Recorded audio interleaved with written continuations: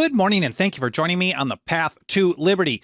I'm Michael Bolden with the 10th Amendment Center, and this is the Fast Friday edition of the show for September 2nd, 2022. And if you're like me, you've heard a lot of people talking about how the Second Amendment is under attack, and it is. But a lot of these people come across as if the attacks really just started in the last couple of years, and this is absolutely absurd. Because the Second Amendment has been increasingly obliterated since at least 1934. And on this episode, I'm going to go through the lowlights. First of all, a quick hello and a huge thank you. Thank you so much for being here, whether this is your first episode or you've been here for every single one since day one. I can't thank you enough.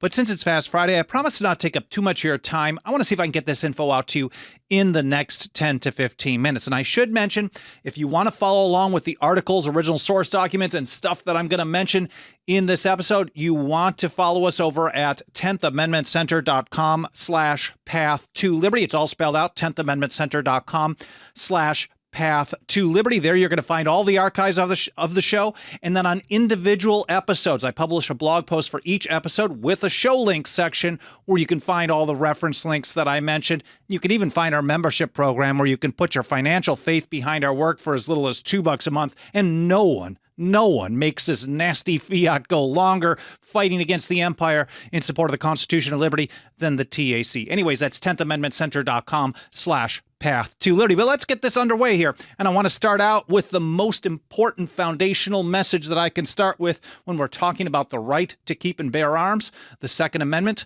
0. The number 0, not the number 2 and not the number 10. That's the number of federal gun control measures that are authorized by the Constitution. We should also take Thomas Jefferson's view of the Constitution as well. In his opinion on the constitutionality of the National Bank, February of 1791, he said to take a single step beyond the boundaries thus specially drawn around the powers of Congress is to take possession of a boundless field of power, no longer susceptible of any definition. For Jefferson and for us, when it comes to the Constitution, one step is a step too far. Why? Well, John Adams, when he was one of the good guys back in 1775, writing as Novanglus, I think this is his third paper, he said he explained it. The nature of encroachment upon the American Constitution is such as to grow every day more and more encroaching. It's about precedent. As soon as you give them precedent to do one thing, people with power will always try to expand their power and do more and more and more. And this is how Adams put it. He said, like a cancer, it eats faster and faster every hour. That's very similar to what John Dickinson had to say in his broadside urging resistance and noncompliance with the Stamp Act in 1765. He said, if you comply with the act by using stamped papers, you rivet perpetual chains upon your unhappy country.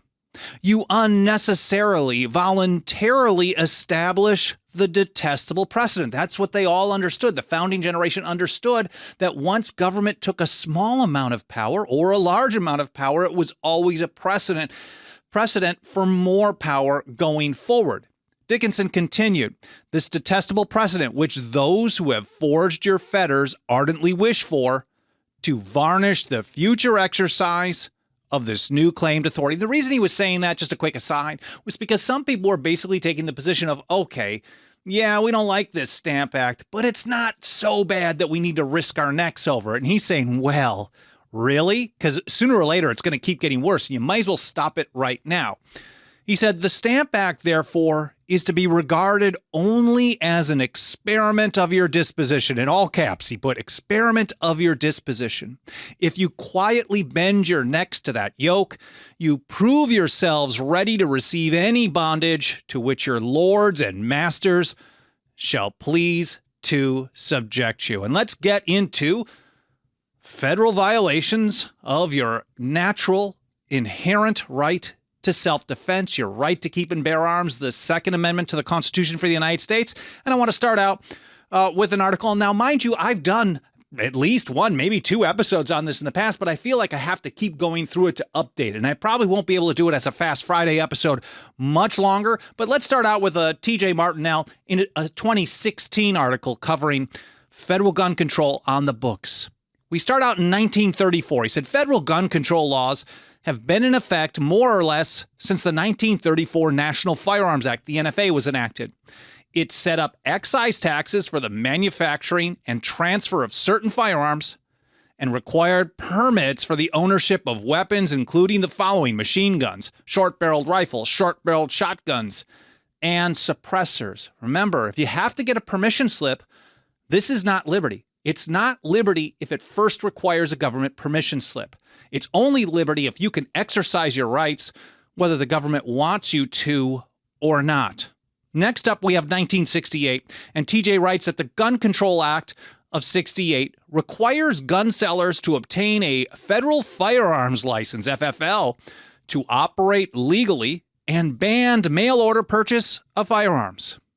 The act also, and this is intensely just evil of them, also banned the importation of inexpensive handguns known as Saturday night specials, which gave poor people access to guns to protect themselves in urban areas. It's all perspective. Of course, the bad guys want you to think that if it's cheaper, then they're proliferating, there's more bad stuff that happens. But really, when you get down to it, these types of regulations, this type of gun control, really harms the people who need it the most. The act, writes TJ, also prohibits, well, people from different states from selling or buying firearms from one another without a license. Again, a permission scheme in order to get the foot in the door and then add further restrictions. I mean, that was bad enough as it is, but it keeps getting worse and worse.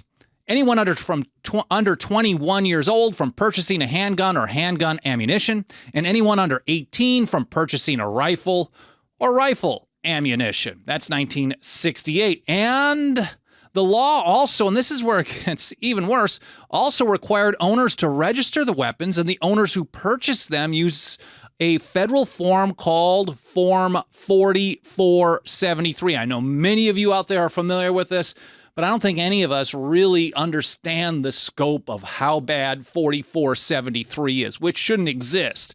The form contains information on the gun's model and serial number, along with personal information about the buyer. Now, just recently, just this last month, I did an episode covering the latest ATF enforcement numbers. They are very close to record numbers in the last year.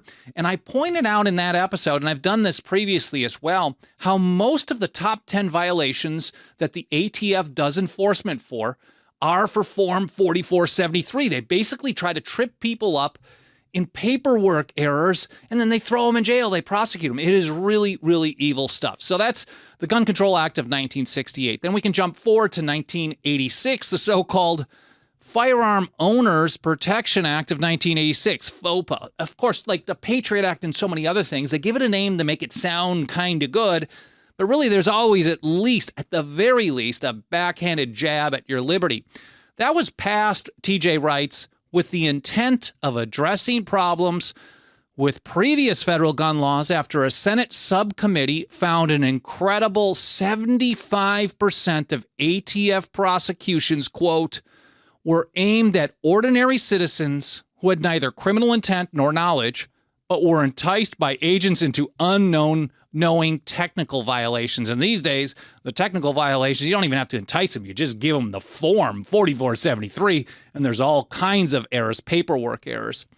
TJ notes that while it reopened ammunition orders by mail and banned, in theory at least, the U.S. government from keeping a registry directly linking non-NFA firearms, stuff that most people have these days, to their owners, the law also restricted the sale of machine guns manufactured after that point to the military and law enforcement because, unlike the founding generation, who, Tench Cox, for example, specifically said it was the birthright of every American to have every terrible implement of the soldier, the founding generation wanted the people to be well-trained and well-armed in military-grade weapons because that would help prevent the need for the greatest danger to liberty, according to James Madison, that is a large, permanent, standing army. But as TJ says, in other words, the law loosened regulations in one area and tightened them in other areas. Now, Gun Owners of America, GOA, or gunowners.org,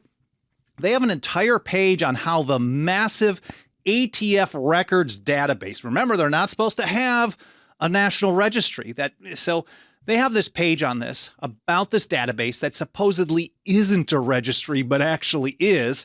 Well, they already have over or close to 1 billion records in digital form, and they're searchable. And then they're even trying to make things worse. I will include the link to this registry, National ATF Registry 101 link for Gun Owners of America, over in the show notes at 10thamendmentcenter.com/path to liberty. You really need to read their report and get that info. So let's move forward to 1988, the Undetectable Firearms Act. Here from Wikipedia, they say it makes it illegal to manufacture, import, sell, ship, deliver, possess, transfer, or receive any firearm that is not as detectable by walk-through metal detection as a security exemplar containing 3.7 ounces of steel, or any firearm with major components that do not generate an accurate image before standard airport imaging technology. Now, I don't know about you, but I've read the Second Amendment, and I didn't see any words in there that said something like, shall not be infringed unless the government can't detect it. In fact, if we took the attitude of the founders and the old revolutionaries, all guns would be undetectable to the government. And that brings us to 1993 and the Brady Act, which TJ writes required federal background checks on firearms purchasers, effectively implementing a guilty until proven innocent policy concerning your individual natural right to keep and bear arms, gun rights. And it really turned your right to keep and bear arms into something that requires permission directly from the FBI through the National Instant Criminal Background Check System. That's the NICS system, which was implemented because of the Brady Act in 1998. So really, you're not allowed to make the purchase for many situations until the FBI gives you the thumbs up. I also read the Second Amendment on this one, and I didn't see the right to keep and bear arms shall not be infringed unless the government doesn't think you should have the right to keep and bear arms. I mean, it's really nuts. Firearms Policy Coalition at Gun Policy on Twitter, the FPC, they pointed out that this was just in a tweet, I guess just yesterday. 2.5 million firearm background checks were initiated with the FBI last month, bringing the total for 2022 so far to 20.8 million of these. And I know a lot of people are looking at that as a positive. And in one way, it is positive because certainly the more that the people are armed, Patrick Henry said the great object is that every man be armed. He wanted everyone to be armed because that served the many purposes that the Second Amendment was there to get into practice and effect. Anyways, so the fact that more people are making these purchases or a certain amount of people are making more purchases is a positive. But really, if the federal government isn't authorized to do these background checks in the first place, and that's the position we take because we support the Constitution as the founders gave it to us, that means there's been 2.5 million violations of the Constitution by one federal agency, the FBI, on one single issue, your right to keep and bear arms, in one single month. 2.5 million violations.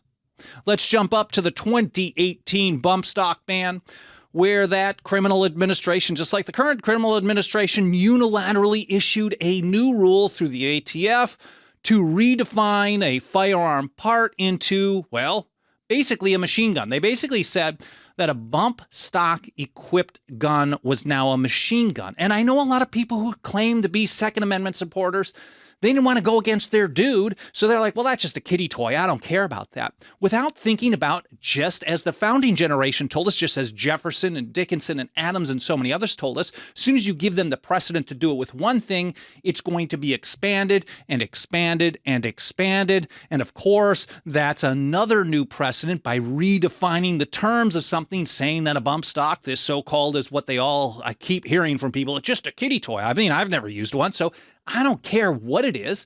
The fact that they can just implement this through executive decree is insanely dangerous. And the new administration is going to do the same thing, or is trying to, with a number of things. So you're going to get more and more gun control by federal executive order. There's at least 2 more on the way this year. We'll probably have to do an update and do another version of this show in the near future. And then we've got 2022. So far, in June, we have that so-called Bipartisan Safer Communities Act. Of course, they give it a nice name. Ammo.com has a really solid overview of it. I will link to it, or Ammoland. I'm sorry, Ammo.com, another site. Ammoland.com has a really good overview on this. I will link to it so you can read it in detail on your own time. I'll put that in the show notes, 10thamendmentcenter.com/path-to-liberty. Three of the major points that I walked away with in reading this and trying to grasp what was going on over the last couple of months is you're going to get unconstitutional federal funding to encourage or entice states into implementing red flag laws. Not good. They're going to expand the number of people who are required to get a federal firearm license. So they're basically trying to eliminate, they're working on this step by step, eliminate any gun purchase that isn't through a federally licensed dealer, so they can do background checks on everything. And they're going to have a list, and they've already got a registry, even though it's not technically a registry. It really is a registry, and it's getting worse. And they're going to do some enhanced background checks and a few other things. In the end, we can't forget the number of federal gun control laws, rules, regulations, and orders that are authorized by the Constitution. Don't forget that number. It's 0. I want to wrap it up with Mercy Otis Warren, the great muse of the American Revolution, who said, "Self-defense is a primary law of nature, which no subsequent law of society can abolish." Unfortunately, the people of the several states for decades and decades and decades have allowed this to get out of hand. It's going to be much more difficult to turn it around, but ultimately it is up to the people to keep their government in check, because the government isn't going to do the job for us. Government is not going to limit its own power. Let's be real here, and that should be obvious after all this time. Well, I hope you guys found this interesting. I hope it was educational. It's not good news, but it's important we're aware of what's going on. Of course, if you support the show, you want to help us get the word out to more people. That membership program for as little as $2 a month is over at 10thamendmentcenter.com/members. Of course, reviews on Apple Podcasts, smashing the like button, leaving comments on the video platforms, that stuff will help trigger algorithms and tell the platforms to show us to more people. I really appreciate you being here. I'm going to be off on Monday, so I hope you have a really nice long weekend. We'll all be missing each other, but we'll be back for another episode next week, Wednesday, on our regular schedule at 9:30 a.m. Pacific time. So have a great weekend. Thank you for being here, and I'll see you next time on the Path to Liberty.